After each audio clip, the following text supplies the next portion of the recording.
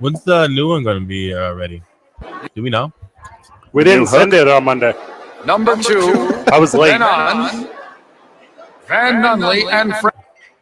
Okay. And in the on-deck circle, Amory Castillo. Sorry, sir. This is 2 Men On.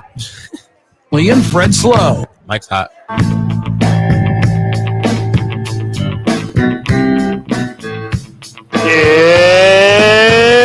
It's Thursday, Albuquerque. You know what that means? Crunch, crunch, crunch. Chips and queso. Crunch, Chips crunch, and crunch. cheese, according to Fred. What else would you call it? Chips and queso. That's what I said, chips and cheese. Chips and cheese in Spanish. Welcome to the 2 Men On Show. The boys are live at Sadie's. Let's go. Andy Lyman of the Paper's joining us. He brought us multiple copies of the paper. Isaiah, look at that. Look who's right there on the front of the paper. Isn't that crazy? That's your friend Fred, Isaiah. Yeah, ain't that crazy? Let's see here. Page 10. Big deal. Page 10. That's my favorite number. Opening up the okay. So page 9. All right, getting pretty close. Page 10. Here we go. Pile driving partnership. After a year of riling up fans, an Albuquerque professional wrestling group is set to partner with the big dogs. I heard something about that. Let's go. Yeah, that's a pretty cool thing. Whole article here on Duke City Championship Wrestling. Who wrote that article? Like Andy or like somebody good? No, somebody good. Michael Hodock. Oh, good. Way better than good. Yeah, this is a cool thing. It's got Do some some pictures justice. of fans and stuff. Yeah, I'm about this life.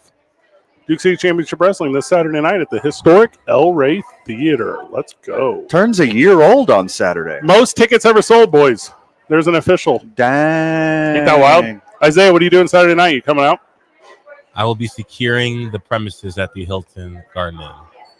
Come secure the El Rey Theater. What do you mean? It's got to be secure there too. I need security. Okay, well, there's 2 birds with 1 stone. Let's trade you for one of their security. Yeah, I'll trade. You could keep us safe and watch Hey, there's wrestling. a lot of value in you. We'll trade 2 for you. Let me be a manager also. How about that? 3 in 1. Like at wrestling? What do you mean, like at an Arby's? I'll manage one of the wrestlers. While being an undercover security guard, ready for something to go down.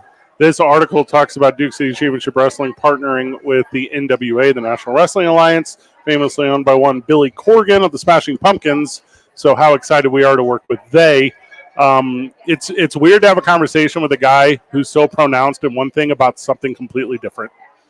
I think enough time has elapsed that he's going to be Billy Corgan, owner-operator of NWA, and not the guy from Smashing Pumpkins. Isn't that crazy? Yeah, like my kids would probably only know him from wrestling. Yeah. I mean, not right now. They don't even know who he is. That CW reality thing is pretty sweet. I don't know if you guys watched that yet, but if you're into pro wrestling, it's a pretty cool thing. I haven't. There's like people slightly younger than us at this table, like only know O.J. Simpson from Murder. Oh, good point. They didn't know he was an actor and football player. Actor first. Well, I thought he was chronological. I only know him from the Naked Gun series. Does he do something other than that? Yes. Play football? Yeah. A couple things. Are you talking about Jeffrey Epstein, the investor? Yeah. Jeff Epstein. Yeah, the guy that owns that island. Like, yeah, cool guy. Good basketball game last night. Dallas was very good. It kind of came down to the end too, right? Which kept me entertained throughout. This one and the other one both feel like they could go to game 7s, and it's only been 1 game each, and I love that. I was super wrong about the level of competition on both game 1s. Not only did the Mavs win, they played a lot better than I thought they would, and then we saw how well the Pacers played until they choked it away. But that 1-2 punch of Kyrie and Luka, Kyrie dominating the first half, passing the baton to Luka to dominate the second half. Oh, Zay. Little birdie might have. Let me hand you your bouquet right now, Zay, because you called it.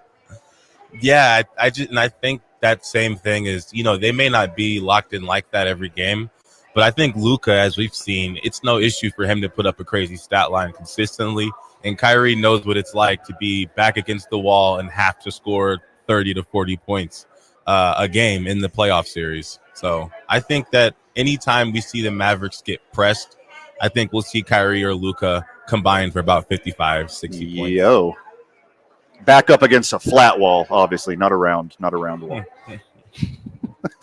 Good one. Home court advantage is now Dallas's, which is, I think, like a super important thing, except Minnesota winning game sevens and turning around and winning game ones doesn't super happen a ton. Sure. Like, that's not a trend in the world of sport, and only lose by 3. Minnesota is not the same team on the road, I feel like, historically, but last series really proved me wrong in that in that whole thought process. I would think if this one ends up 1-1 after 2, it's still Minnesota's.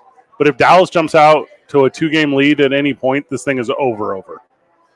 Well, I think them grabbing game 1 and stealing home court advantage is huge for them.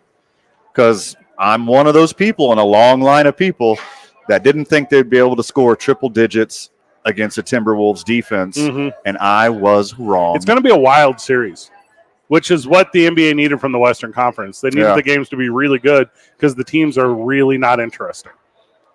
Hard disagree. Ant is like the most interesting player in all the playoffs so far. Compared to Kyrie? And then Kyrie and Luka, like those two together, like that's all excitement. I saw Luka give more enthusiasm than I'm accustomed to with him. And I was like, well, this feels a little different. It feels a little special watching from afar. And then Kyrie at the end holding the ball, who I haven't traditionally looked at Kyrie and been like, okay, he's going to break down a guy one-on-one. He's going to do the that's not my mindset. At the end, I thought there's nothing Minnesota is going to be able to do to stop this guy if he's going to go to the rim. Like every time they're doing like that 1-4, spread it out, whatever, I was like, they know they're going to run 20 seconds off a 24-second shot clock, and they're going to get a halfway decent look. So even if they don't get a basket, they're going to carry a lead a little bit. And aside from some weird transition baskets, I thought Dallas's offense in the half court was as good as I had seen from any NBA team this season. I was legit impressed how they dealt with the big dudes down low. Oh, like moving them around too much? Moving around, distracting them, taking them off of their game, getting like lanes to drive for layups and dunks. Way more than I expected. Well, they had so many good looks running towards the basket, and especially kicking out. Are you talking all game or the end of the game? You're talking like the whole thing? Yeah, the whole game. I don't know if I don't know if that translated to me the way you're describing it all game, but I think it did at the end of the game. Because at the end of the game, I felt there was a juxtaposition by how good all of Dallas's final possessions were and how bad all of Minnesota's were. I think the last 4 or 5 possessions, Anthony Edwards is off the ball. And I'm like, you're not even just off the ball, you're on the weak side of the court. Like, wait, are you guys trying to win? Now, one thing I will say is I know I gave a weak take yesterday when I said unless Edwards has a good shooting night, but he did go 6 for 16. He scores 19. Cat was 6 for 20.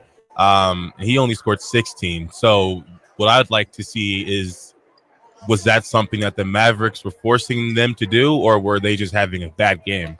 Because if Ant comes out with one of his 30-point specials and Cat could just not be 6 for 20 and 2 for 9 from 3, who knows how the series could go. Hey, put Ant into a hyperbaric chamber now. Put him into like a cryogenic freezing chamber. Like, do what you got to do, because he was gassed at the end of the game. I think Kyrie was too, leaning over, grabbing his shorts, like not being part of like super important basketball at the end of the game. He was gassed. He was a shell of himself. But I'm telling you, I think that energy level was also Kyrie's energy level. But there's I know, and again, shot clock, this is super boring, not funny sports talk radio. I'm so sorry. But at the very end of every offensive possession, when it's to that 8-9 seconds, he grabs a deep breath, and he knows he can go for 4 or 5 in a row with a lot of explosion. And I thought I saw the opposite of that from Ant, which is what you're talking about, where he was, let's hang out here, coach. I'll stretch him. He was he was done at the end of the game. Did you see what Kyrie said post game about Ant's comments? I don't watch post games. So I guess Ant, Kyrie sat down with the inside of the NBA crew, which, by the way, they don't care. They don't want to be there anymore. 24-25 is the last official season for them, which is disheartening. But anyways, Kyrie said that he saw that Ant said when they won the last series, Ant said in an interview, like, yeah, I get to match up with Kyrie next series. That should be fun. And Kyrie basically said, like, that motivated me. Like, Ant says, "Oh, I want Kyrie. That would be a fun matchup." And he's like, "That's why we love Ant, because he's fearless." But that definitely got Kyrie going. I think what got the team going, though, had nothing to do with that. I think what got the team going was Luka blocking shots. Like what? All of a sudden, you play defense, and he's the most methodical human being I've ever seen on a court. Like, and how long has he been playing in the postseason? Every year since he was 15. Sure. Like, it's something crazy like that. You would think if anyone's out of gas, it's this dude. But if he's like, yeah, Kyrie, like sprinkle a little crazy on it to get yourself where you need to be, go ahead. And then he can be, I don't know, that solid approach that I think the Mavericks need. I think he shows a little more emotion than a guy like Nikola Jokic. Yeah. Like Luka will throw a fit. He will rev up his teammates. He will yell at some refs. He gets a lot of technicals. Like he's not as stoic as I think the media portrays him to be. But still, he's just so calm, cool, and collected all the time. Even though if he pops off at the mouth a little bit, whether it's to his teammates or the ref, he's still immediately even killed after. Yeah, I don't think Nikola cares if the crowd's chanting Jokic sucks. Yeah. Doncic straight up said, "Oh, I love it. I love it. That gets me going." And that's something you need some fire to get motivated by that. I'm ready for my heart to explode with very good basketball games every night with series that go to game sevens, and it's going to be awesome. Please. Yeah. The NBA, sweet. Super sweet right now. You were talking about inside the NBA. Isaiah announced that it's officially dead and gone. All those people will quit immediately. They'll get jobs elsewhere. I'm talking not just on-air talent. I'm talking showrunners and cameramen and writers, and they will all leave immediately. They will all get jobs elsewhere. And this thing in its final year will be a shell of what it previously was, and the best days of it are behind it. I don't know. Get Draymond on there. Who knows? Everyone hates him. Whoever takes this over next, whether it's NBC or Amazon, would be fools not to give them right of first refusal. Like, you have to give these guys a shot. It's been so popular. It's the best one from any sport. You got to give them a chance to get the band back together. You remember when Conan O'Brien got canceled, and then Conan he bought out his staff from NBC to keep his staff, and then took his staff with him over to TBS or wherever he ended up at. Unless Charles Barkley does that, it's not going to happen. Like they will all leave. It will all fail. This is David Letterman's the other really good example.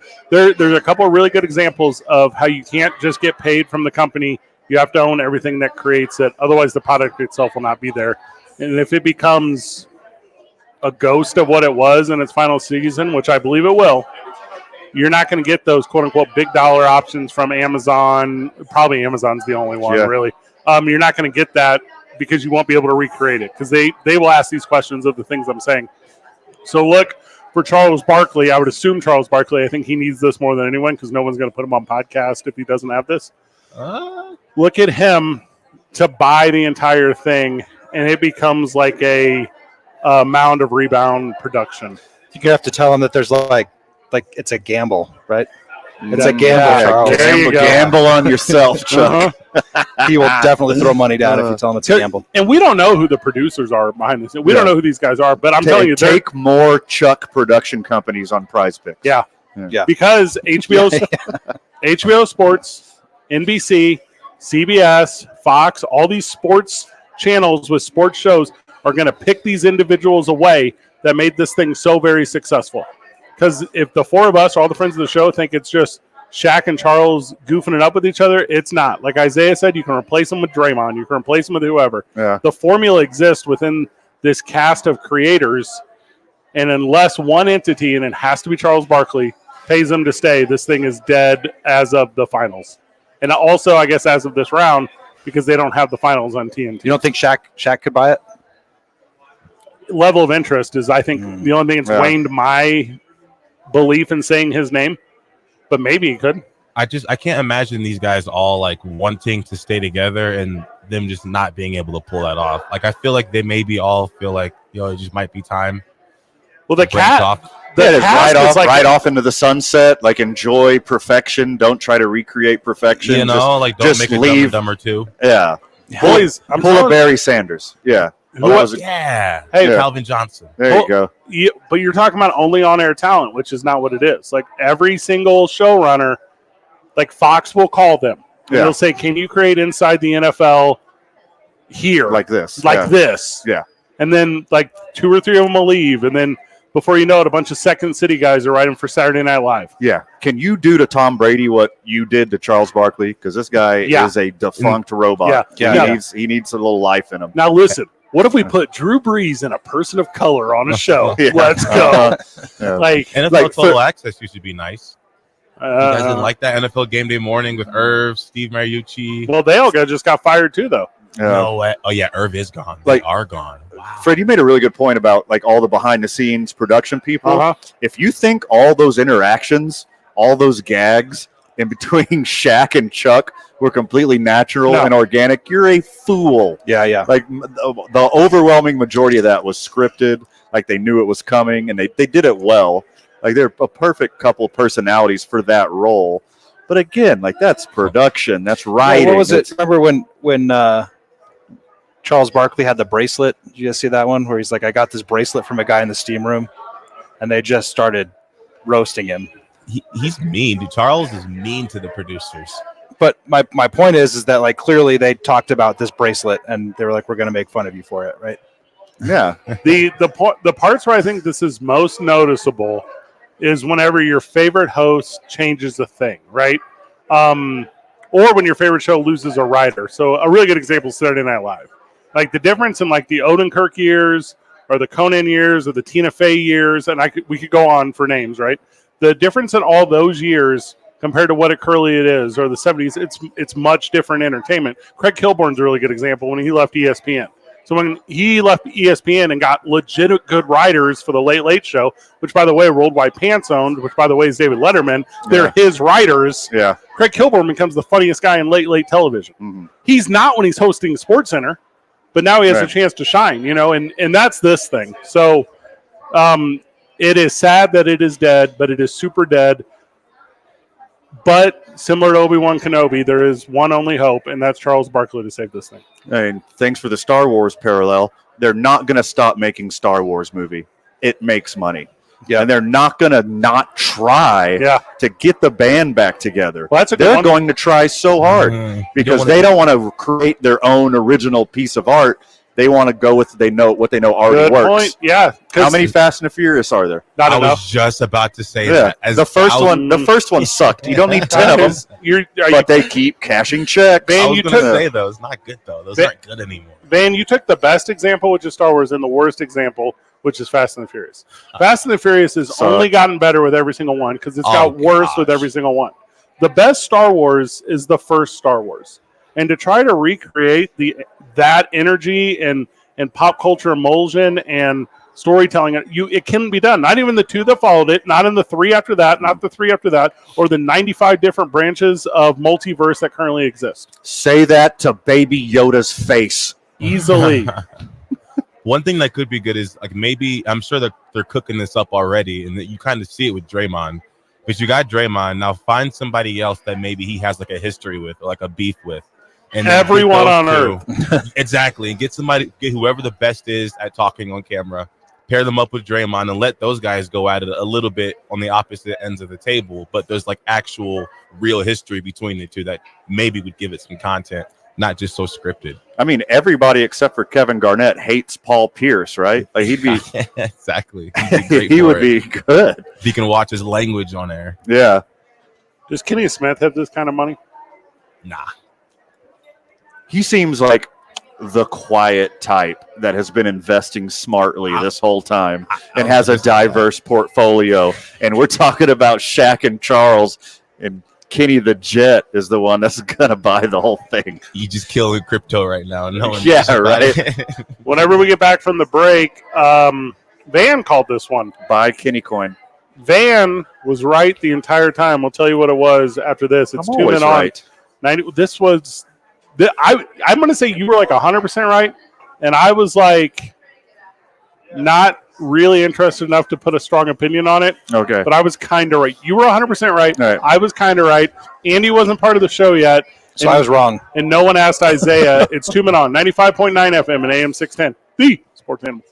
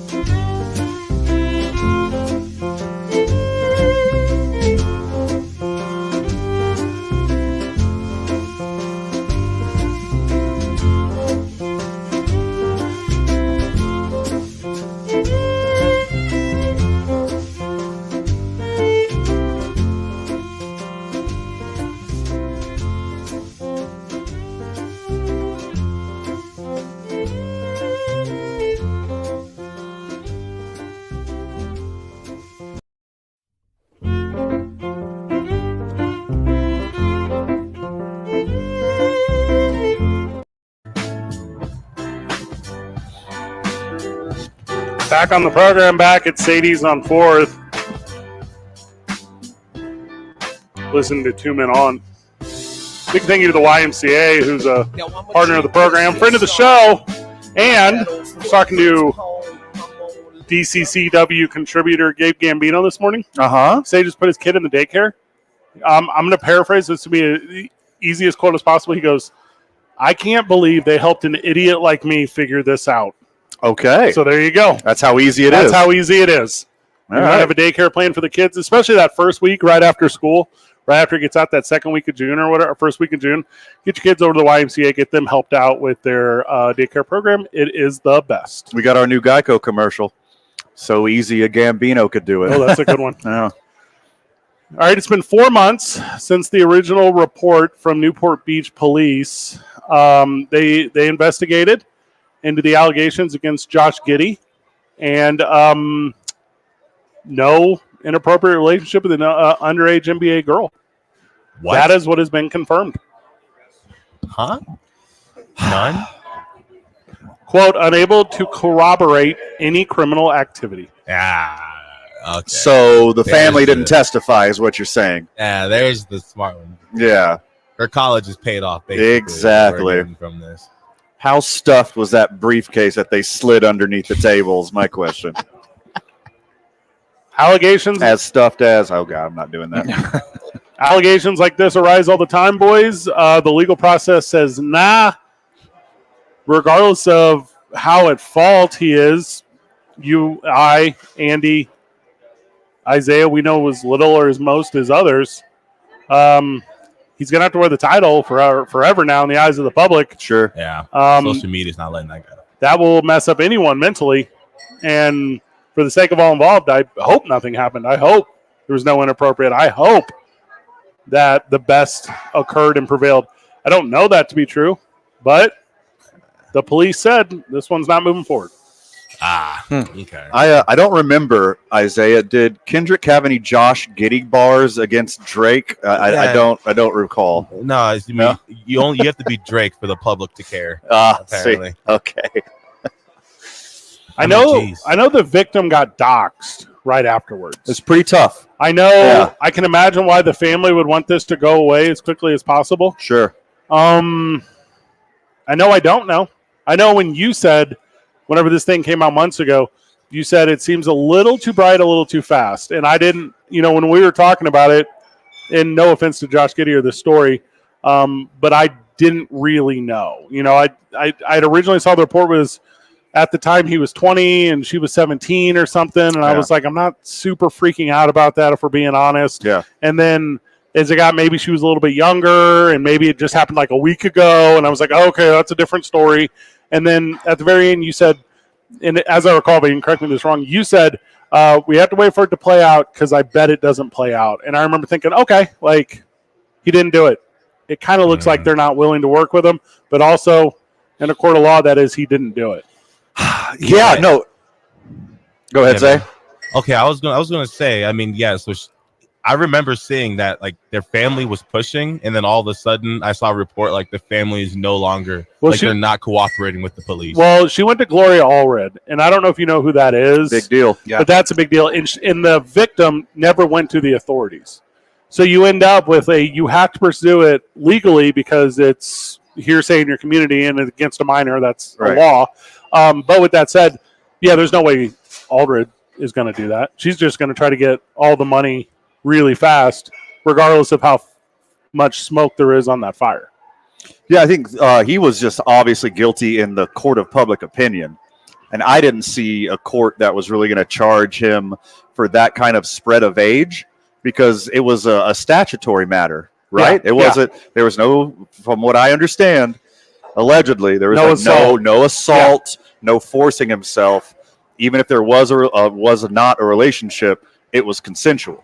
So now we're talking about statutes. Where did it happen? Where are the people from before that? In the eyes of the law, does it look bad? I know a lot of seniors in high school who date freshmen and sophomores. That's the same spread of age. And then another big thing is there was a video. So as far as how long ago it was, there was a video of Giddey. He was in a club where Right. it was 21 over, and this girl is in the club with him. Yeah. And I think Forward. to his defense, he said like, "Look, she was in the club, so I figured she was of age." But I totally subscribe to that too, Isaiah. It's who are you to police the door as an Right. attendee to a thing? The NBA, the police, federal agents, and the family of the victim all say he's innocent. People who farm updoots on the internet are going to say otherwise, Sure. and they're going to be loud and they're going to be proud about that. We don't get to use the nickname P. Giddy, so that sucks. Summer. That is a real missed opportunity for us professionally. But I think I can safely say the sentence, innocent from the start, need to be more considerate to individuals in this position. Accusations can falsely and easily be made by anyone.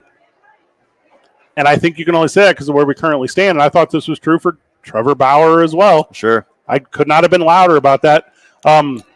Also, we've talked about this on air before. When I was 18, just graduated high school, I went through an incredibly similar situation where it takes a world of effort to get the accuser to say, I'm sorry. It's just, this stuff's wild to me. I will say that in my experience of covering this kind of stuff, like cops and courts and stuff, that cops and prosecutors, if they're saying there's not enough there probably is not enough there, because it doesn't take much for them to say, we still have a chance to win this case, so let's go ahead and prosecute it. I think the fact that I'm reading a CBS where they said exhaustive, Newport police said it was exhaustive investigation and they didn't find anything. So. We're talking about a dude who's barely an adult, and we're talking about a kid. Vance? And if there was a plethora of evidence, then the NBA would have done something immediately. Like, professional sports leagues are so proactive on this kind of stuff. That's the other thing too, is they don't want to allow a predator, someone who's committed sexual assault, and there's evidence floating around that you have access to. You're not going to let him just sit there and play until he has his day in court. Yeah, the NBA is a business, and they don't have to go by the law, right? So they can just say you're out. And according to what I'm reading here, Giddey was 19 at the time that it happened, and he was in an 18-plus club. Also,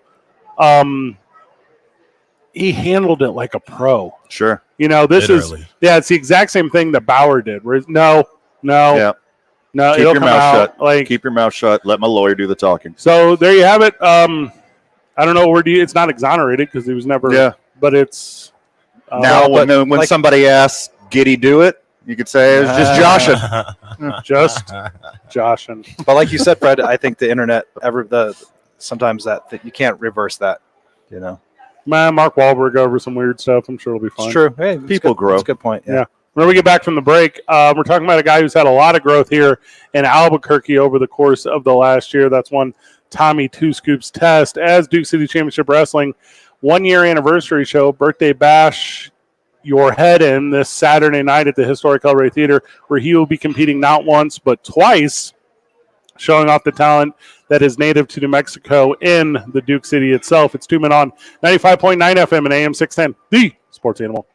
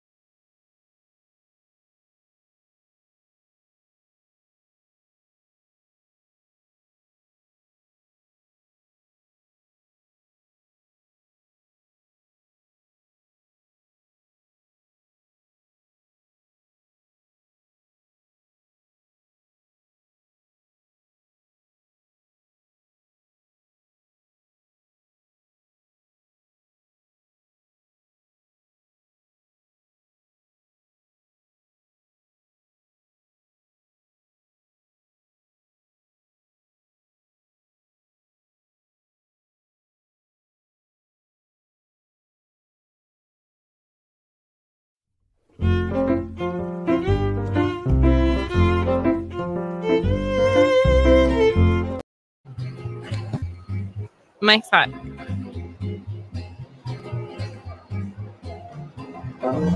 Welcome back to 2 Men On here on the Sports Animal, live from Sadie's on 4th. Yeah. Come see your boys. We're eating nachos and queso.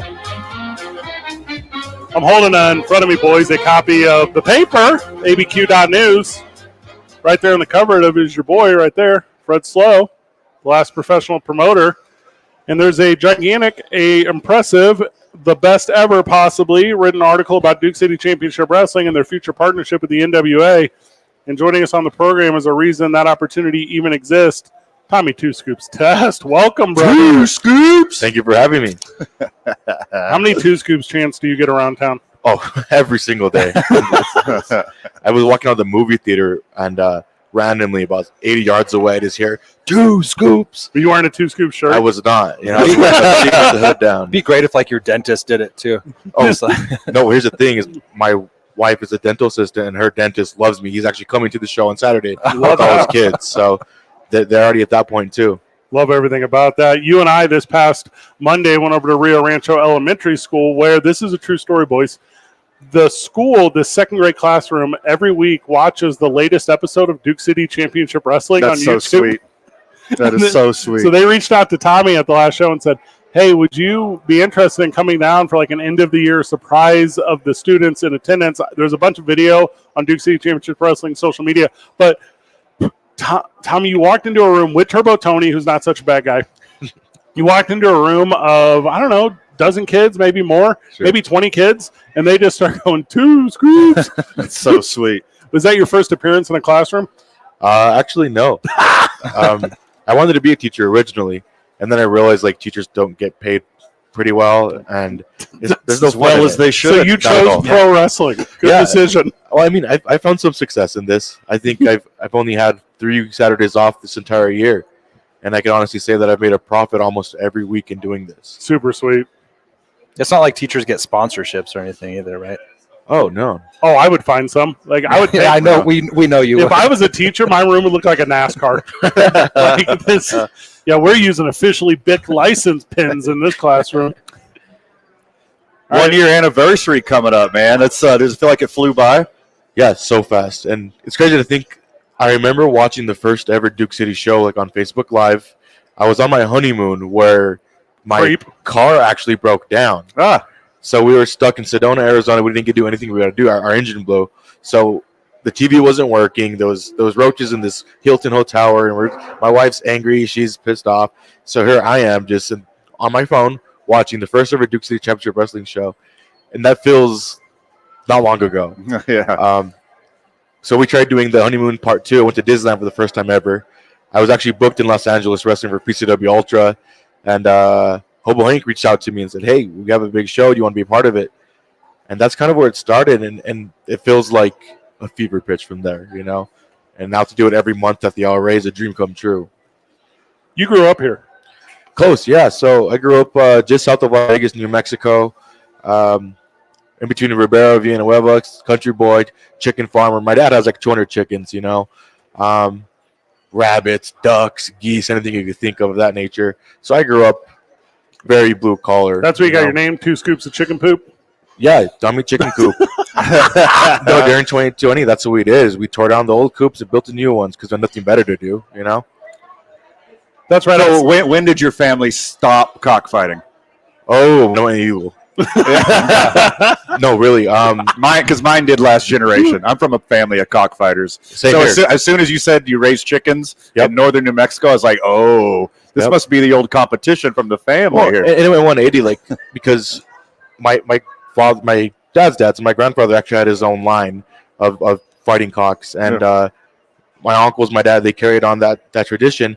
And as soon as it went illegal, my dad went full 180. He actually started working with adopted animals and everything, Awesome. and he went full 180 on that. So we still have some. They're pets, you know. Matter of fact, that's the name of our ranch, is the Brass Cock Ranch, and that's, you know, my dad's pride and joy. And don't Google that. Don't Google that. Don't click on the first result. Tommy Two Scoops Test joining us on the program. We're talking about the big show this weekend at the historic El Rey Theater, the 1 year anniversary show of Duke City Championship Wrestling. Keep in mind as we talk about this, I am in the ownership group. if you go to dccwtickets.com and buy tickets, you are sliding money into Daddy's pockets. I then spend it on pro wrestling more. That is what I do with the money that you give me. Thank you for giving it to me so I can spend it on that. It's basically a co-op with the Duke City Championship Wrestling fans. That's what it is. Yeah. I work the most and lose the most money, and they get to enjoy it. It's hell of a business plan. That is very correct. Like we mentioned, you're from just south of Las Vegas, New Mexico. I'm very familiar with that area. And then you moved here to the big city of Albuquerque, New Mexico. You're kind of living your dream, but your dream didn't start 3 years ago when you became a professional wrestler. It started 13 years ago when you were a kid. Oh, absolutely. I think one of my first words is a true story. You could fact check my mom. One of my first words was actually The Rock. Nice. I said 3 words. It was Guy, which is what I called my brother, Mom, Dad, and then The Rock. And I just always grew up with it. Since I was about 13 years old is when I started working out consistently every single day. My dad being a football coach of nearly 30 years for West Las Vegas High School, he was always a role model. I saw I'm the youngest of all the boys. My brothers played football. They were very successful at it, and that's all I ever wanted to do. But they were kind of like football, basketball, track. In my head, it was just wrestling. So I played football with the intentions of, I'm Goldberg right now. So, they had all this. That's a wrestler, man. Thank you for that. Yeah, I knew The Rock. Yes. Yeah, Goldberg is like the WCW Rock. WCW is like Explain it for everyone. Yeah. But no, I always had that mindset. So instead of doing basketball, I was the first one of my brothers to do wrestling, high school wrestling. And it was the whole cliche, like, I want to do a power bomb. My first year, I won 1 match. First year ever wrestling, 14 years old. And I ended up being very successful at that, district champion a couple times, qualified for state 4 years in a row after that, or 3 years in a row after that. Why are you saying it so humbly? I don't know. I mean, it's because I never knew that was something I wanted to do until I did it, and then I fell in love with it. Got into college, I wasn't to play for the New Mexico Highlands football team, following into the footsteps of my brother and every stuff like that. And I really just had a mental breakdown where I was 18 years old, and I was laying in my dorm room with a dislocated shoulder, and I couldn't put shoulder pads on at that point because I didn't want to tell my dad I was messing around, so I never went to the hospital for that. And so what I really did is I wanted to become a professional wrestler. Also, not going to the hospital in Las Vegas, New Mexico, not the worst decision. Yeah, it really wasn't. That's so true. My mom was dead there like 3 times. It's the worst. But I remember just laying in bed watching YouTube videos how to become a professional wrestler. Every single day, I was obsessed with it. 18 years old, there's a show. I never had social media. I was a country boy, like actually. I didn't believe in the internet. We didn't have high-speed internet until I was 18, you know. And so I was living in Las Vegas, which that's a big city to me from where I grew up, there's a whole 5 red lights in that town. I was just, learning about wrestling, and I got a Facebook. And this is also a very true story. Both of my brothers are at New Mexico Highlands University. They were on a trip in Corpus Christi, Texas at the beach doing biology work for Highlands. My mom was with her dad in Santa Fe, and it was just my dad at home. He wasn't doing anything, and I was, depressed, broken at Highlands. And I actually won 2 free tickets, front row VIP, to this wrestling show in Albuquerque where Jeff Jarrett was appearing. And so I just called my dad, and I was like, hey, I got 2 tickets to a show in Albuquerque. And don't get me wrong, I'm really close with my dad, really close with my family, my mom, everyone. We're a really close family. But I've never really done like just him and I. It's always been family of 5 or just the boys, But I just went, my dad and I, we went from Las Vegas. He picked me up and we went all the way to Albuquerque. And that's the day I remember very vividly. It was one of the best days of my entire life. And it was like a eye-opening moment, but also like I felt like the spirit. We get this event. It's my first time ever seeing a ring live in person. Independent wrestling, if you've never been to one, the ring's right there. You see it on TV your whole life. And I remember thinking, we got front row seats. First ever match I've ever watched was Turbo Tony versus Johnny Swole. Hey, Turbo Tony's someone like I'm personal friends with, nowadays. And I just remember being blown away. And I looked to my dad and told him, I love this. And looks to me and goes, you're about their size. You could do this. And I've always wanted to do it. Part of me always thought I was going to do it, but I never really believed I'd do it until my dad told me that at that moment. Oh, how cool. Love that. Let's do this, Tommy. Yes. Let's continue the story when we get back from the break. We'll let the sponsors talk to you for a minute so we can finish telling Two Scoop's story. It's 2 Men On live from Sadie's on 4th on 95.9 FM and AM 610, the Sports Animal.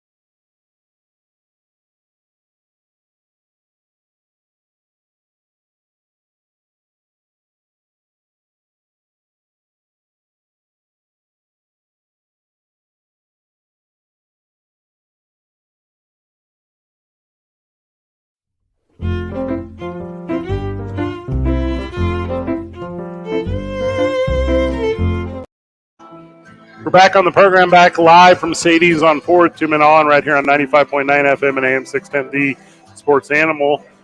Talking a lot about Birthday Bash. Your head-in at the historic El Rey Theater. Proud partner Cool Springs is coming out to the event. They're going to bring Lippy, their mascot. He's a frog. Got it coming. Lippy. Tell me not to try to lick his back, please. 505-345-JUMP is how you get a hold of Cool Springs. All right, Tommy Two Scoops Test joining us. Two scoops. He told the story about how he got into the world of pro wrestling. Now let's tell the story about your debut at Duke City Championship Wrestling. Perfect. It was or was not your debut in New Mexico? In New Mexico, no, actually. No. But it was my first in Albuquerque. There we go, which is the only part that counts. Yep. And yeah, it was The my best first one. time in front of, a couple hundred people in New Mexico. Yeah. Which I think that one was, it was so loud. I remember I almost missed my entrance cue. Listening to my music, it was so loud I couldn't even hear it, That night that I'll always remember. I just remember looking to the crowd, and for my first time here, I did around 70, 80, maybe 90 family members, friends and family. But there was so many people outside of that wearing my T-shirt and chanting my name. And keep in mind, that was my first ever time actually doing the two scoops as a good guy, and my first time ever doing the two scoops as a singles competitor.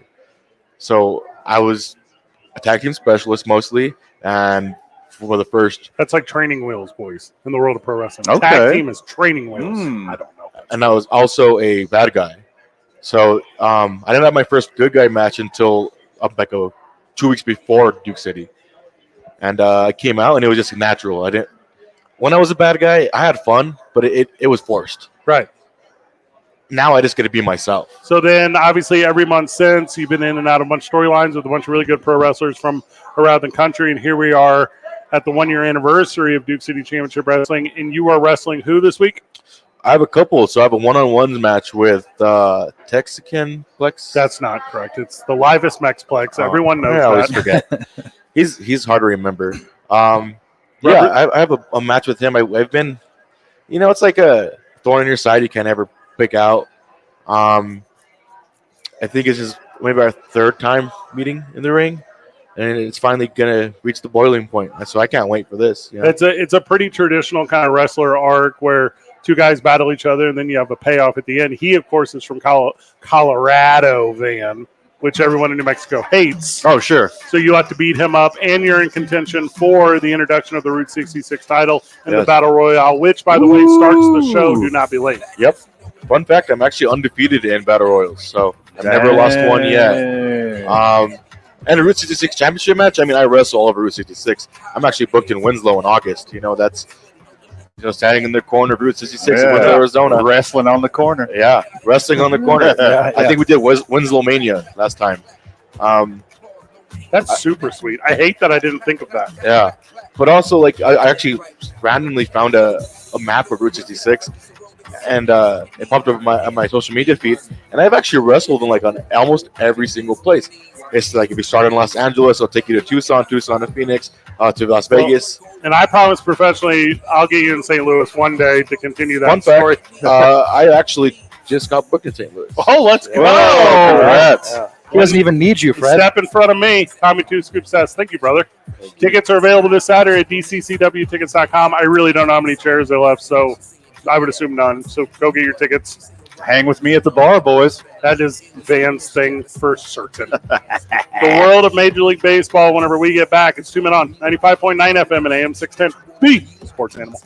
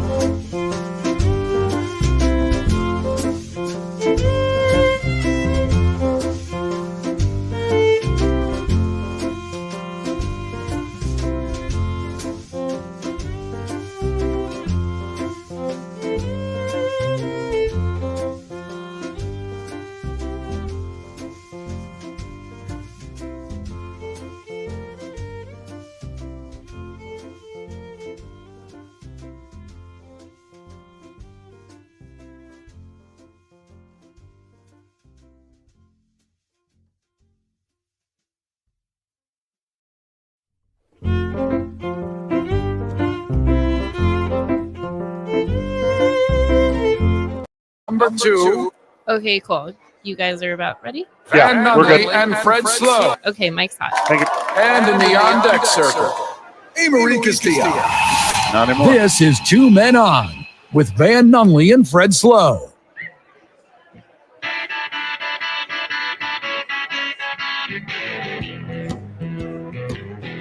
Welcome back to Two Men On. We're live from Saison Forest. Sticking around with us, showing you he's more than just a suplex machine. Tommy Two Scoops Test. Tommy, welcome back. Thank you, sir. Andy Lyman of the paper with us. Andy, Hey, paper come out today? What's up? it did come out today. People trying to read that, or what's? I hope so. I really hope so. Yeah, That's the goal. the cover of it is me. Yeah, I told the photographer, I was like, just find the handsomest guy in front of the El Rey. And I kept shooing other people away. Yeah, So it's pretty aggressive. he had to get me. He kept asking me to do it.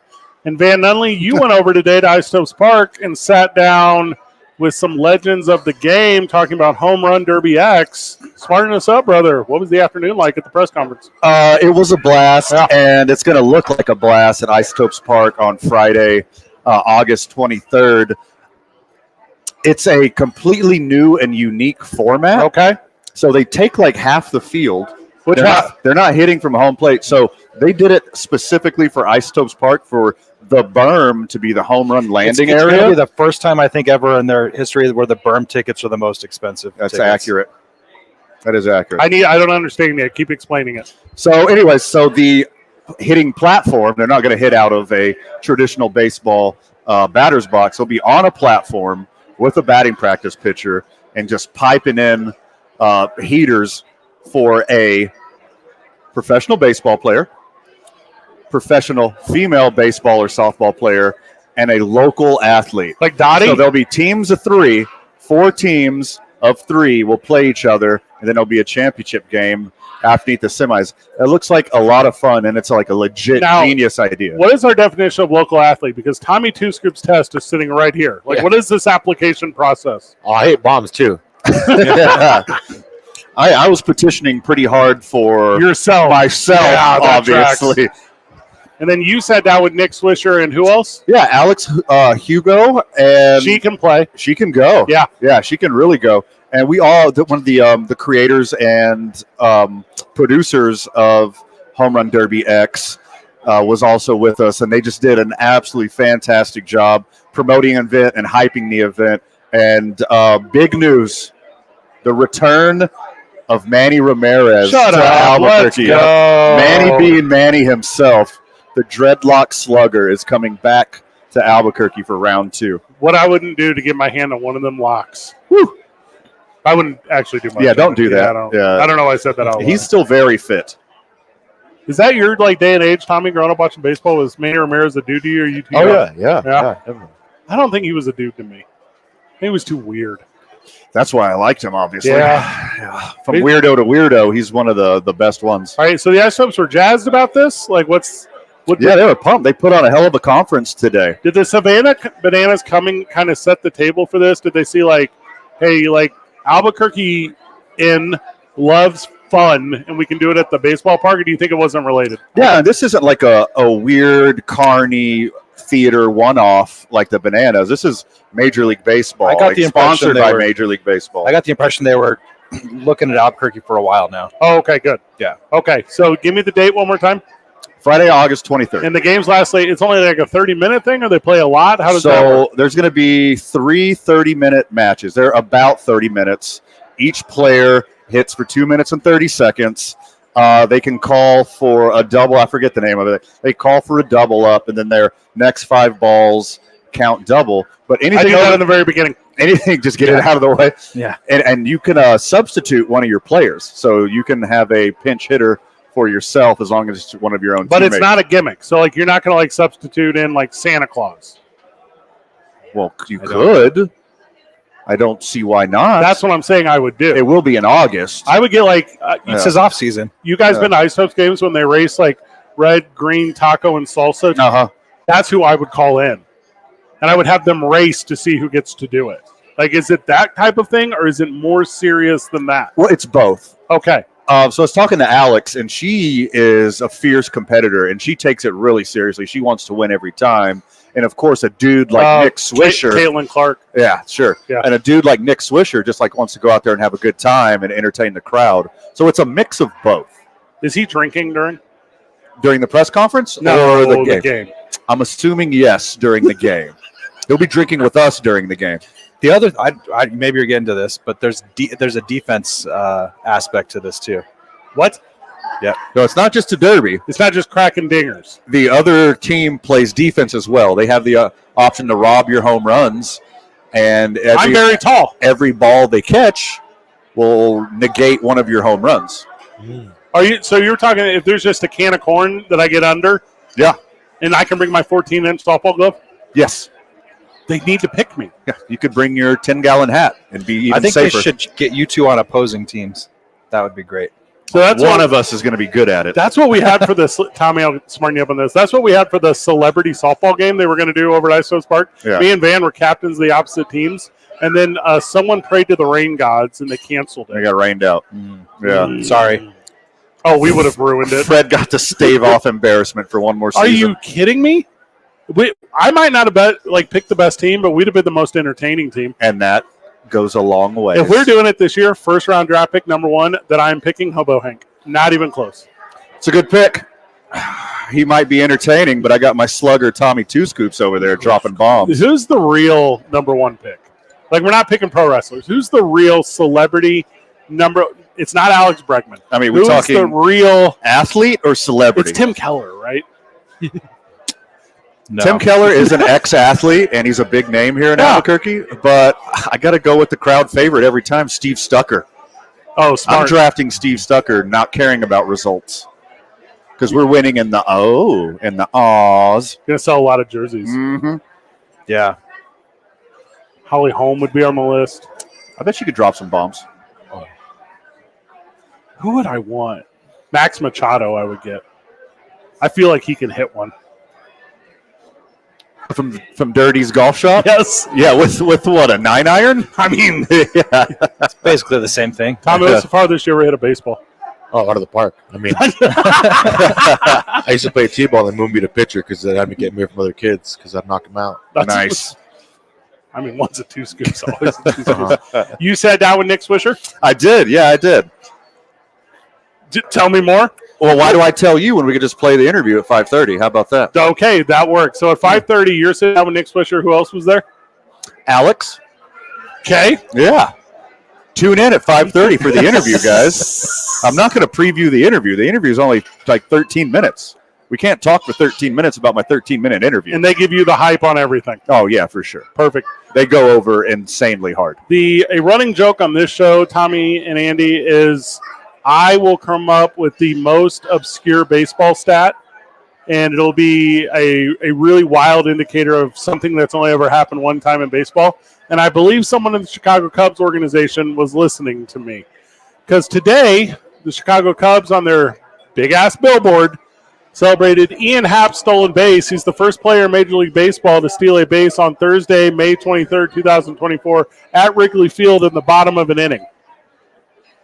I love when announcers come up with those stats. Yeah. Like they just try to fill some time. This wasn't an announcer. This is a billboard in front of all the fans in attendance at Wrigley Field. Why? A full graphic and everything. Do they get $1 off of old style? Like I don't understand. Yeah, you get a discount on Chicago handshakes. You get a Chicago dog. So you going to tell your kids about this, or what's up?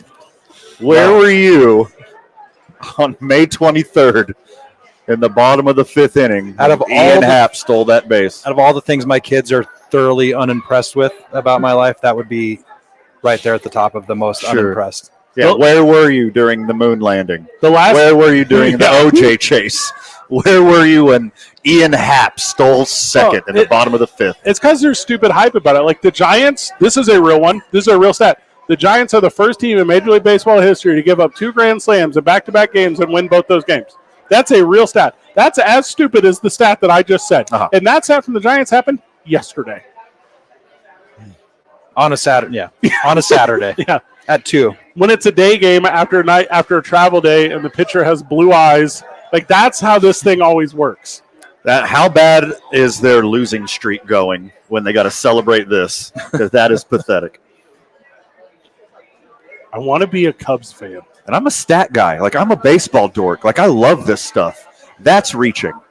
That is dumb. That's the punchline. Yeah. That's the troll, right? Because we're at that point now where everyone has to be the one of one. Like, you can't just be the one of one. God, I hope they do it again tomorrow. Yeah, just keep doing it. Sad news in the world of Antonio Brown. Also, Tommy, feel free to weigh in on CTE whenever we get back from the break. It's 2 Men On, 95.9 FM and AM 610, the Sports Animal.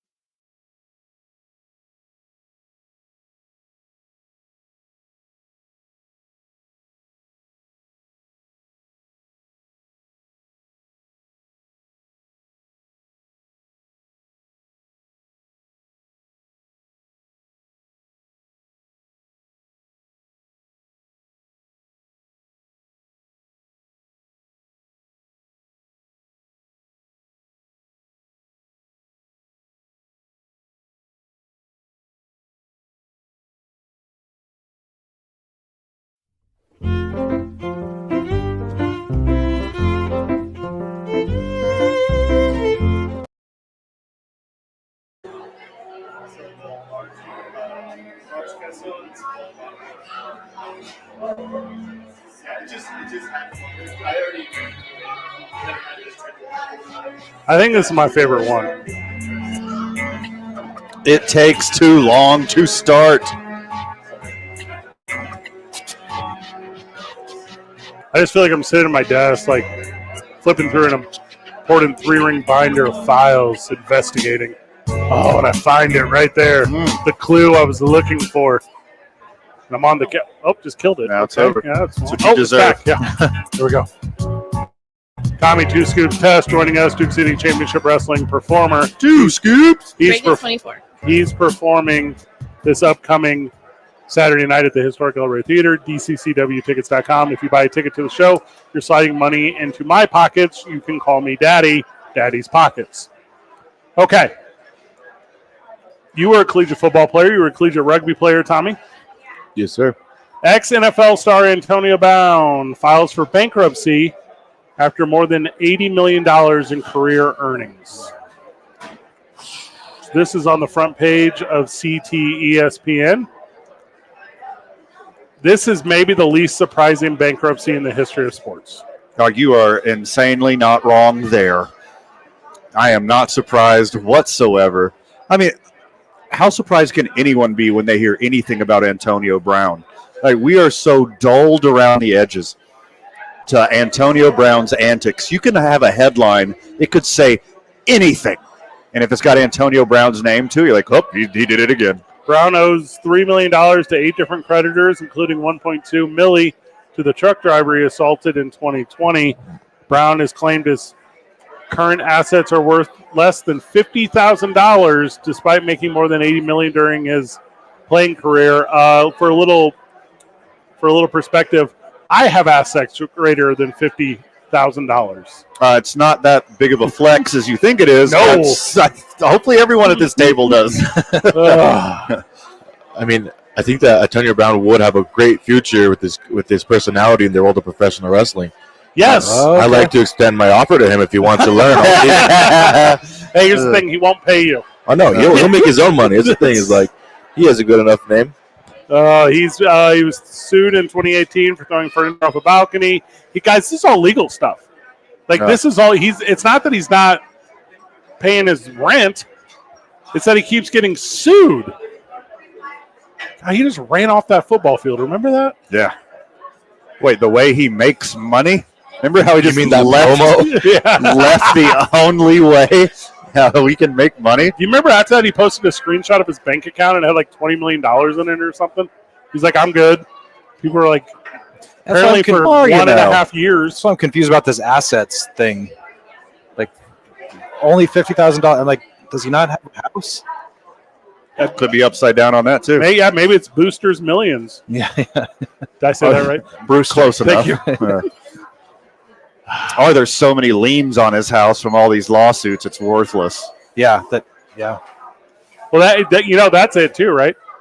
Yeah, because you can't. There are certain things you can't like take away. Like if you only have a primary vehicle, you can't lose that. If you only have like a primary residence, you can't lose that. Like there's like all kinds of certain rules. He's got to have some stuff that says NFL on it that's worth something. Well, it's not going to matter in 10 years because he's either going to be dead or in prison. Like that's his trajectory. You're not wrong. Or he could be my tag partner in WWE. Make his money back. Maybe he's listening. Yeah. Hey, if you're out there, Antonio, we're communicating. Yes, this is us. 505-246-0610. Call the program. You played collegiate football. You saw a bunch of dudes get hit in the head. Do you feel there was a point where personalities changed from the time you knew guys growing up to the time you know them now? Absolutely, yes. Yeah. He's a real thing. I've had my fair share of concussions. I've been ejected from a vehicle. I have 32 stitches across my face. Gross. That being said, there's always a future of professional wrestling, no matter how banged up your head is. So. Again, he's not coming to wrestling. What did wasn't he doing like cryotherapy in a hot air balloon or something? Like, wasn't there just like the weirdest combination Yeah, he almost froze his foot off and then landed on Hard Knocks in a hot air balloon and got out on crutches with his frozen foot. Oh, so he didn't. They weren't simultaneous. All right, I was confused. I mean, imagine that WrestleMania entrance, hot air balloon coming down. With your frozen foot. What would his name be? Oh, Brown Scoops. Okay. I don't know. What would be a tag team? That's Lost me on that. But he's always Mr. something, right? Isn't that his thing? Like Mr. Bankruptcy Courtroom? That wasn't. That's what he is now. Man, if he was a wrestler, he could be a mouthpiece, maybe. He's pretty athletic, I guess. You could There's a lot of football players that did really good. in pro wrestling. Absolutely.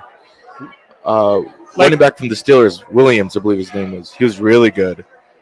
He did stuff in TNA. Oh, no clue on him. But I mean, the big names are like Goldberg, The Rock, The Rock. Roman Reigns. Like there were guys who played collegiate football and went on to. That's kind of their strategy now. Just get really good athletes and teach them how to use a microphone. Sure. Like it's not. Try to break in 30. Long gone are the days of Roddy Piper learning to do a leg lock because he was good on a microphone. Like those days don't exist anymore. Here I am. I'm learning to use a microphone. WWE, if you're listening, I'm a former collegiate athlete. I'm ready to learn. Love everything about it. Time of 2 Scoops. Thank you for joining us today. We're coming back pre-recorded with an interview between Van and Home Run Derby X. Nick Swisher, Alex Hugo, and the creator, Kellum Salter. He's British. He's British. Nothing makes an interview pop like a British accent. 2 Men On, 95.9 FM and AM 610. Live from Sadie's on 4th, the sports animal. This report is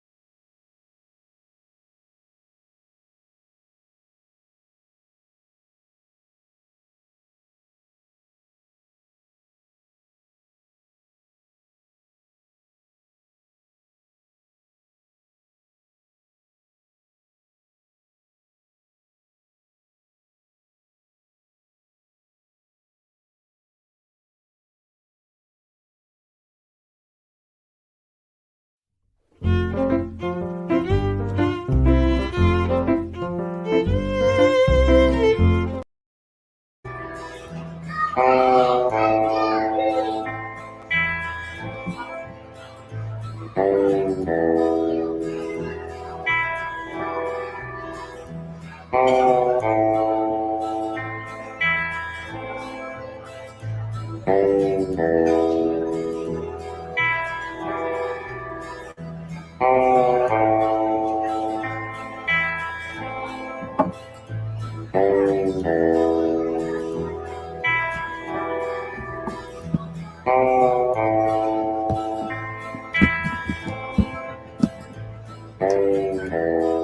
need my help?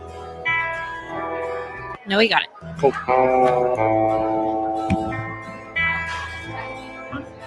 Welcome back to the city of Tune on 95.9 FM 610 Sports Animal. Friends of the show, got a fun one for you right now. Friday, August 23rd, MLB's Home Run Derby X is coming into town. With us, we have ambassadors Nick Swisher, Alex Hughes, Thanks.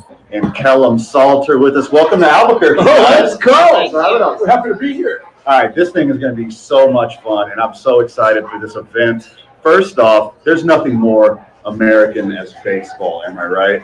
But Kellum, this idea started across the pond, man. Where did you come up with this? Yeah, it is. It's a bit of an anomaly. People are always surprised when they hear me open my mouth for the first time. But like, where this came from is like my job, I guess. So I work in the league office, worked there for about 7 years. My job is to try find ways to connect with new baseball fans, people who don't have a background or a history in sport, both internationally and also in the US. And so we're just trying to think of new ways to do that, right? And like new event formats are like a really good way in. Like loads of other sports are trying to do it. We don't yet have our kind of condensed form, right? So myself and a couple colleagues sat in a room, a couple beers, drawing things like diagrams, etc., playing around with things, come up with a bunch of different formats, tried a bunch of stuff out, run stuff past folks like Nick and Alex, and yeah, a couple of years later, we've ended up with something that really works. So, Kellum, for the friends of the show who aren't familiar with Home Run Derby X yet, give them your elevator pitch for what they're going to see here at Isotopes Park. It's 3-on-3 baseball. It's the simplest way. It takes the Derby, which we all know and love, turns it from a hitting exhibition into a baseball sport, genuine sporting competition, right? It's team-based, not individuals, and the kicker is we've got offense versus defense. So I score points for hitting home runs, you score points for making catches in the outfield, and vice versa. Each game takes 30 minutes. It's crazy high energy, like a consistent stream of bombs and athletic plays in the outfield, loads of fun. Over the course of the event, so we'll have 4 teams, each one featuring an MLB legend, an elite female player, and a local player. So you've got 4 teams, 2 semi-finals. The team that wins each semi-final makes it through to the final. All 3 games happen the same night, 30 minutes each game, 2.5 hours, non-stop entertainment, home runs galore. It's a blast. Kellum just mentioned the elite female players, and we have one of the elite female players with us right now. Alex Hugo. No doubt. How many bombs are you going to hit onto the berm at Isotopes Park? I'm hoping a few. I mean, this event is so much fun, and there's so many home runs hit, obviously. But regardless of what's happening, it's high energy, like I'm saying. I mean, people want to show up to see the bombs, but it's also now we have such a different structure where it's 2.5 minutes of us hitting, but you can also tag people in. So it kind of gives a little strategy action to it. If you're in a group, you're going. If you can't find it, get someone else in there. So I think it's going to be dynamic from all aspects for sure. It's a super unique game, and it's also fun. Tell me a little bit about the fan experience, the fan reactions to this game. I mean, I feel like if you like baseball or if you don't like baseball or if you're new to baseball, this is a show. So you're seeing athletes hit, make athletic plays. I mean, you are eating, drinking, hanging out with your family, with your friends. We're trying to break down the barrier between player and fan moving forward so that we're engaging with them to make them feel special. Like they're a part of it because they are. We're doing this for them as well as we want to compete, but we want to compete as a family and bring families into it. And like Nick will talk about it a lot, but we make this a show, right? So like we do crazy stuff with the big screens, like it was like they do at the Home Run Derby, but elevated. Like we bring in a stage for our players to hit off. They don't hit off the ground, they hit off a stage. They're up in the air like gladiators. Oh, that is so sweet. Like we play a lot, we make it a show, and these guys, you know, the players that we work with, like we choose them because we're lucky to own them because they hit bombs, but we're also lucky to own them because they're amazing characters. They go above and beyond in that fan engagement, interaction stuff to make it like, you know, it's just like a really fun couple of hours. Nick Swisher also with us. Nick, you're no stranger to having a good time. You're no stranger to being the life of a party. Yeah. Asking you to be a part of Home Run Derby X, that was a no-brainer. Right? More than that, bro, just a blessing. Like the fact that, you know, when we first started off this relationship with, you know, with Kellum as well as Charlie, Alex as well, like, you know, you're kind of talking about the OGs, you know, I mean, we said that in the press conference. I mean, you know, all of us were the first kind of people that were part of this. So when this opportunity came up, bro, I love this sort of stuff. I mean, I'm jumping in 2 feet. So I think for myself, I've been so blessed for them to believe in me enough to add in any aspect that I can. I mean, at the end of the day, like, I'm a fans first guy, period. So obviously the overall, just the overall quaintness of it, the overall, like, it's not a major league game. Like, we're able to interact with the fans. Sure. And just to be able to be part of that, I mean, I love that. I mean, I felt like I went out and played Major League Baseball with a joy about me, but you should definitely see me play Home Run Derby X. I mean, it's like that plus a little more. So I think for all of us, we've developed a family. And if we didn't have leaders like Kellum and Charlie moving us in the right direction, pushing us to be better, having weekly phone calls and Zoom meetings every time, I mean, well, it doesn't matter where Kellum is, it doesn't matter where Charlie is, it doesn't matter where I am. We're meeting weekly to talk about what sort of things we can get better. We were epic, I thought, in our first year internationally, and then every year we came back to the drawing board and somehow found a way to make it better. So I think that's what's amazing about this group is we're never satisfied. We always want to make it better, and being able to come to different parts of the United States and play baseball in a lot of places that all of us have never been, and to leave a great taste in the fans' mouth, that's exactly what we're trying to do. Nick, you did 12 years in Major League Baseball, am I right? Yes, sir. You've been on some great teams, but one that really sticks out with me is your time on the Oakland Athletics. I think that group there was one of the most fun group of dudes ever. Are you able to replicate that energy you had then on the field? And my wife wonders when it's going to slow down, but I feel like it just continues to keep going. I feel like, for myself, I've been so blessed to be able to have a passion for this game of baseball and to continue to keep that passion going.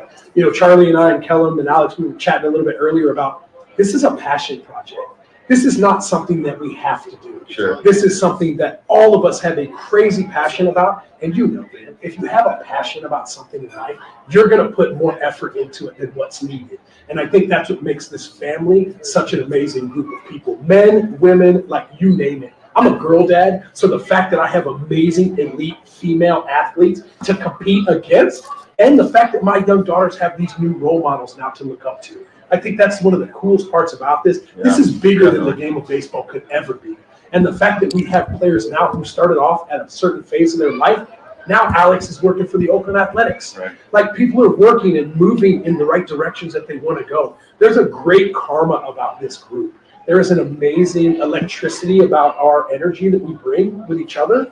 And if you are a newcomer to Home Run Derby X and you are competing, hey, you don't have a choice but to fall in line, because that's exactly what we want to do. We want to bring the juice. We want to bring the energy. And the fact that we're getting an opportunity like Isotopes Park to be able to have 12,500 seats to fill, as well as another maybe $2,000 sitting on the berm. Maybe we got 30 suites to be able to offer people. Like, August 23rd, I can promise you, fan of baseball or not, when you come here, you're going to be entertained and you're going to have an amazing time. Let's go, girl dad. Let's go, baby. No. Alex, how do you divide having the elite competition? Because if you're a baller, you're always a baller. You got that competitive edge. How do you separate that from going out here and having fun and entertaining the crowd? So I'm a very serious competitor in my past playing days, but I think, you know, being around the pro guys, being around this group, it's brought the passion out of me in a different way and making me step out of my comfort zone. You know, this isn't a time to be so serious, and I think somebody like Nick, Johnny, all these people, they're bringing that side out of me. And I have a 3-year-old son as well, and my wife is very supportive, but like, it's them seeing me continue to grow in that aspect. And like our whole goal is trying to get people to, have a fond memory of the night that they're going to be out here and with their families, and just really sharing that experience with everybody, and hopefully that we can portray that. But let me tell you one thing, right? These two guys are telling you that they have fun, and they do, and they're super entertaining and engaging with the crowd. When they get up on that stage, it's a different ballgame. They take it every day seriously as anything they've ever done before. Whatever they tell you about, this is my question. They take it serious. I've seen the look in their eyes. It is pretty cool, though, to be able to go out and still compete at a very high level, because we joke around about it, but hey, don't think behind closed doors that we're not talking a little trash and making sure that we're going to go out there and put on a great show. Because as much as we like to go out and be showmen or show women and be able to go out and show people we're having a good time, we want to have a great product. Sure. That's why, not only are we all great people, we all can match. And I think that's one of the coolest parts about it, is that to be part of this, whether it's a ballpark that we choose or an individual that we choose, it's a stringent process.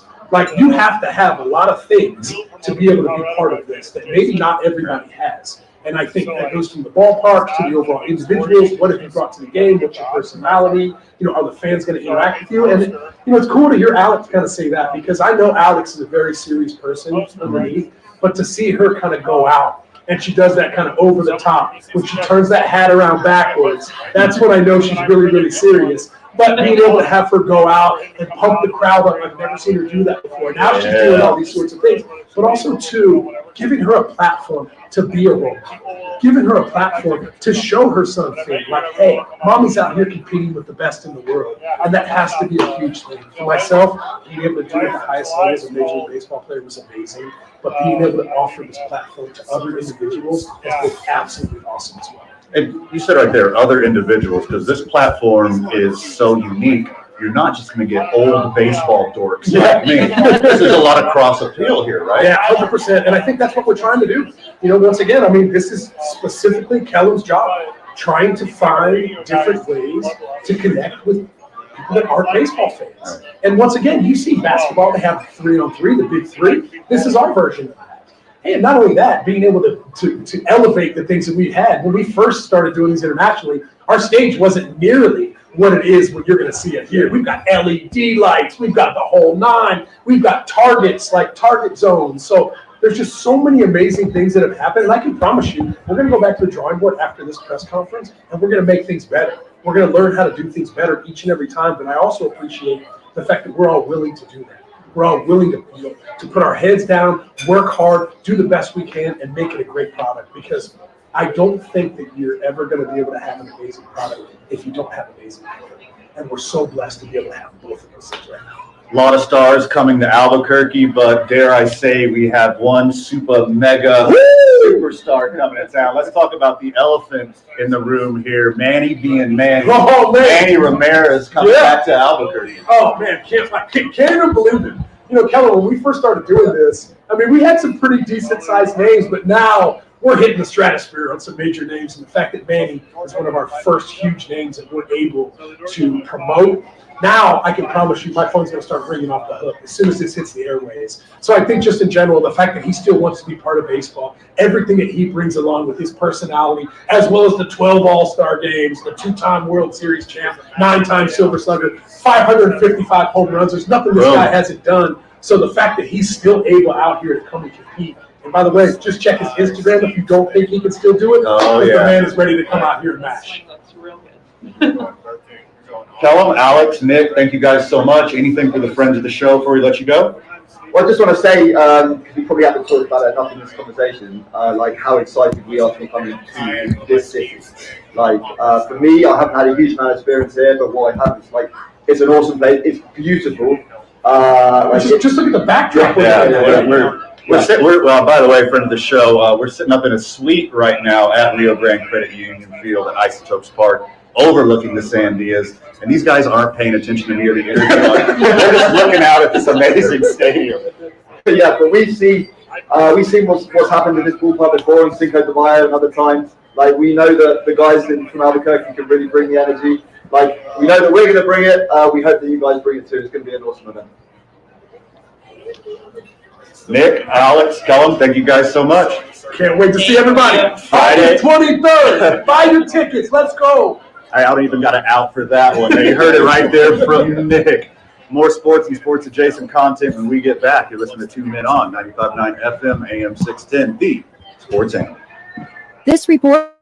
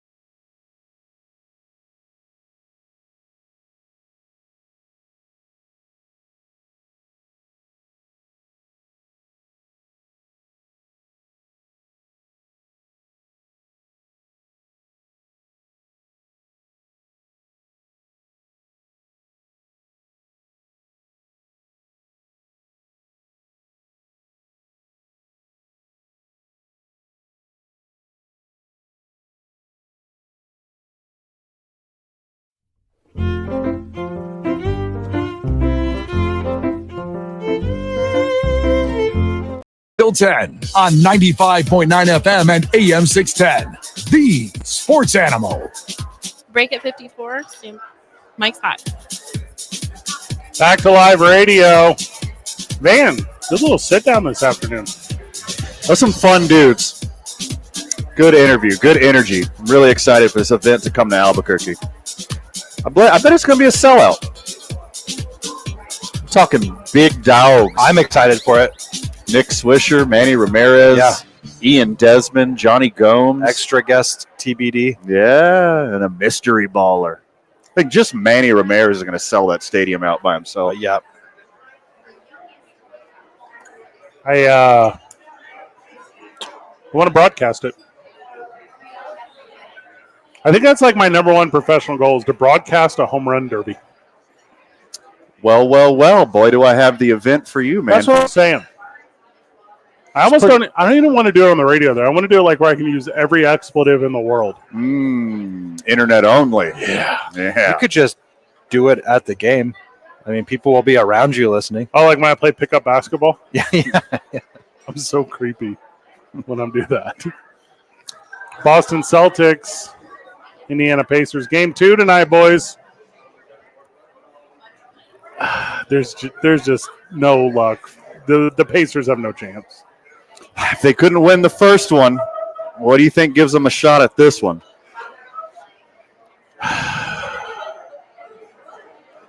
And I'm rooting for a good series. I am. Yeah. The energy that was in Game 7 for the Pacers was not in Game 1. That's a given. No, I think it was. I think it definitely was. Oh, okay. Until it mattered the most. I thought the Celtics were going to blow them out. They staged a fantastic comeback, and then the Celtics had to have a comeback of their own with a nice little sprinkle of help from the Pacers themselves, i.e. Tyrese Halliburton. I'm not saying like play money on it because the other one was so close. Right. I don't want to be like, hey, Celtics, go with the points and pick the over again. But also take the Celtics in the over again. It's a lot closer, this one. 8.5 is how the Celtics are favored. And over under 225.5, is that what you see? Yep, that's what I see. The pick is Celtics -9 then. By the way, Pacers fans out there, all three of you, New Mexico State Aggies fans, I'm rooting for Pascal Siakam. Like, don't think that I don't have a rooting interest for the state of New Mexico here. But with that being said, the Celtics are far and away better. If they hit from the three, Al Horford attempted 12 3-pointers in Game 1. Al Horford trying to drop bombs out here? What? Hey, it's a little unnecessary, Al. Here's your pick. Take the over on Al Horford 3-pointers. Like, goodness. Oh, gosh. I didn't realize it was that high. I got the Celtics over the Pacers in Game 2.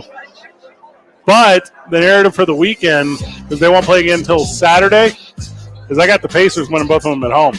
Yo. It's going to be a whole thing. I think the Pacers take one at home. Gentleman's sweep is still intact. The Josh Sushan joins us whenever we get back from the break. It's 2 Men on 95.9 FM and AM 610. The Sports Animal.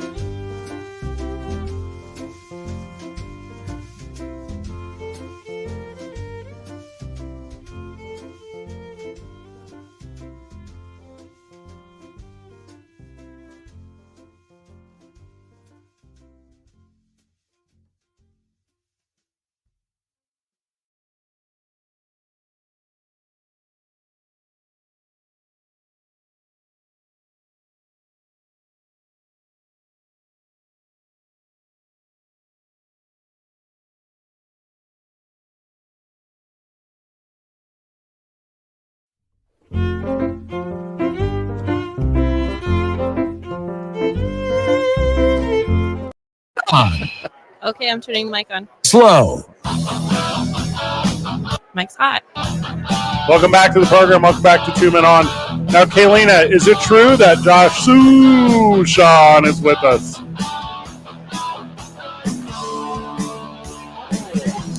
Fred, how are you? Oh, Josh, welcome to the program, brother. How are you?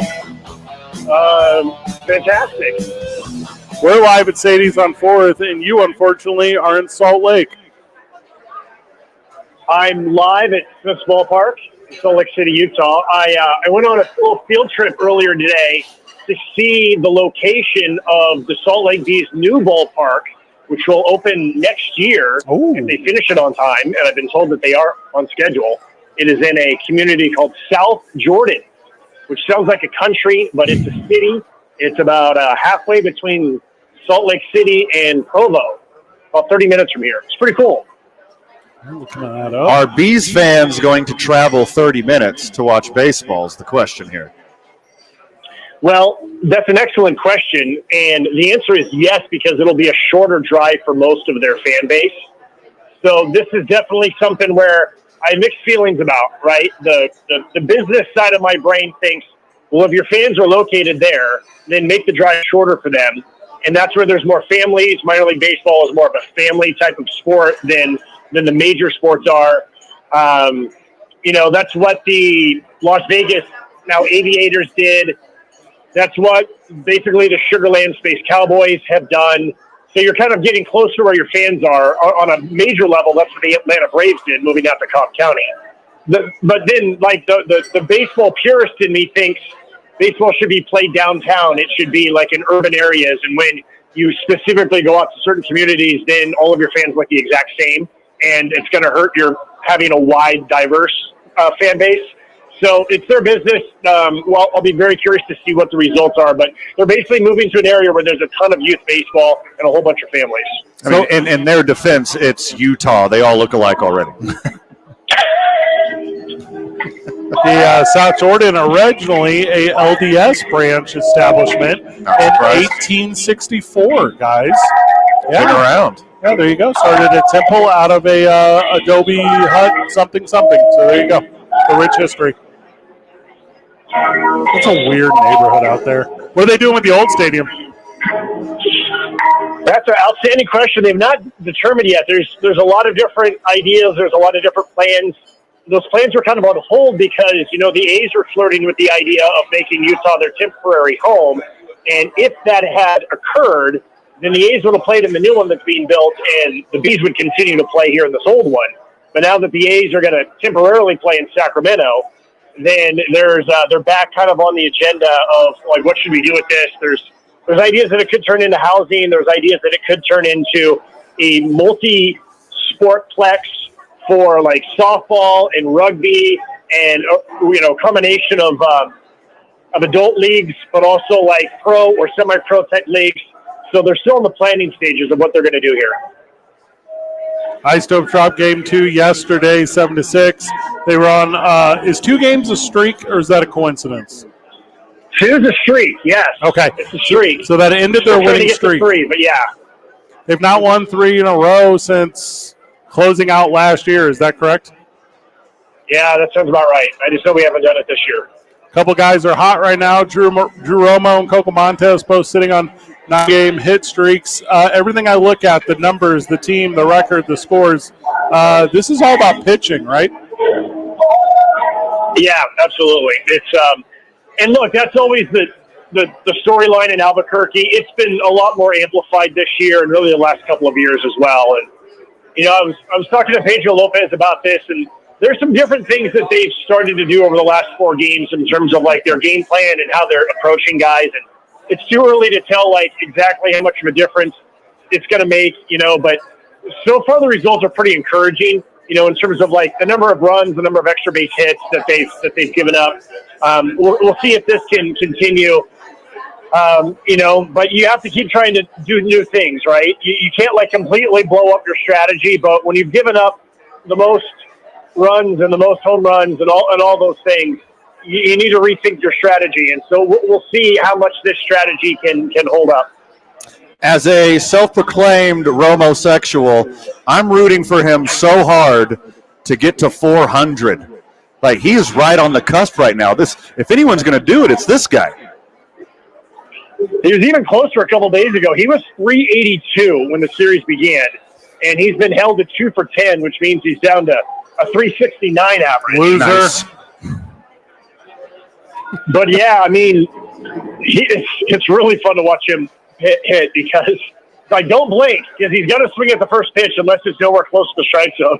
And you would think that would make him susceptible to not getting hits. But again, he's hitting 369 and was hitting 382 a couple of days ago. And now he's really starting to add some power too. He homered the other day, got 5 homers. I mean, his slugging percentage is .567. Right now, the Isotopes have, between Coco, Sam Hilliard, and Drew Romo, they have 3 guys in the top 7 in batting average. They have 2 guys in the top 5 in on-base percentage, and they have 3 guys in the top 10 in slugging percentage. I don't know who Tanner Gordon is. Can you smarten me up? Yeah, it's definitely a name to remember. So he's one of the guys who the Rockies acquired last year when they sent Pierce Johnson to the Braves. They also got Victor Vodnik, who's already in the major leagues. Tanner's a starting pitcher. He's a big-time prospect. He joined us last year for about the last month or so, and he looked pretty darn good. He had some dominant starts down the stretch, and I know that he opened up some eyes in spring training. He got hurt, and he's making his season debut, but he's a big-time prospect. He's probably the number 1 pitching prospect. I mean, he's definitely the number 1 pitching prospect the Isotopes have right now. You know, there's some other guys at AA or single A that might have like a higher overall ceiling according to those who rank these. But the fact that he's at AAA and as well as he pitched last year, yeah, he's pretty big time, and I'm really excited for him. Hell of a presser today at Isotopes Park as MLB's Home Run Derby X will be coming to Isotopes Park Friday, August 23rd. I heard you skipped out on the presser, and you're skipping out on Home Run Derby X. Why do you hate Oakland A's legend Nick Swisher? The floor is yours. Well, I was doing my job, so thank you for sure. neglecting. Planes exist. My job.